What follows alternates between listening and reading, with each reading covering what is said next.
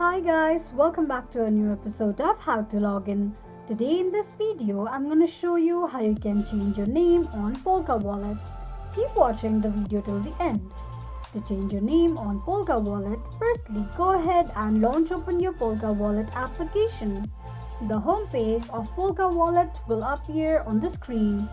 Click on settings icon at the bottom right corner of the page.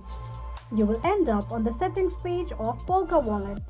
Click on your profile name. On the next page, tap on change name option. Edit your name and click on save.